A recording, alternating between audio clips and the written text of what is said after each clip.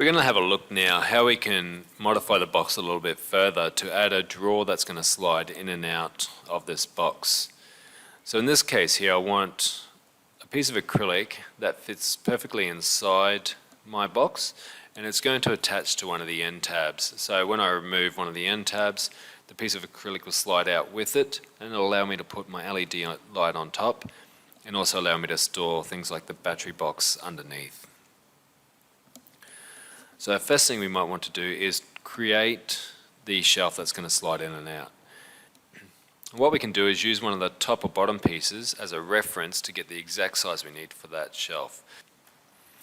And so I've copied the bottom piece and the side piece of my box onto a new document so it's easier to see.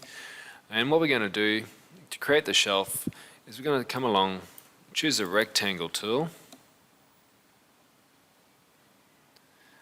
and using these little anchors in the middle of our tabs, I'm going to left click and start drawing my rectangle.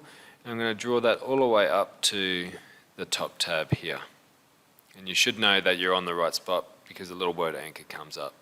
So if I let go there, I now have a shelf that's the perfect width of my box.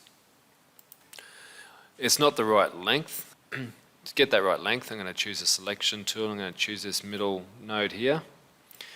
Click and drag that out until it meets these front tabs here.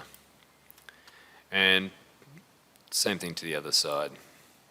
Drag that out until it snaps to the other side of these tabs. Now we should have a rectangle inside the base of our box with the tab still sticking out, and that will be the part that we use as our drawer. So I'm going to drag that down separate from there. So we can go ahead now and cut that out as is, and we'll use some glue to glue the end of this drawer onto this side piece at the right height that we require. Or you might need to come along and add some additional features to this drawer to allow wires to go through. So for example, you're going to have a battery box on the bottom and you're going to have wires that come up to an LED. You probably need to have a hole on one end for those wires to travel so that they're not going to get in the way of the side of the box. So the easiest way to do that is to choose something like the rectangle tool and draw a rectangle that's big enough for those wires to fit through. And you can just come along there and move that rectangle into a place that looks right and is going to work for you. So for example, center of the shelf here.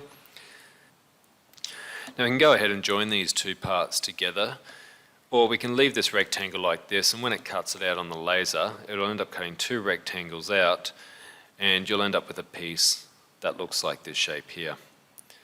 The reason why I suggest leaving it like that and not cutting it out now is if we need to come back and change anything later about it, it's going to be easier just to come along, move this rectangle into the position that we need it, adjust the sizes, and we don't have to ungroup the full shape like this.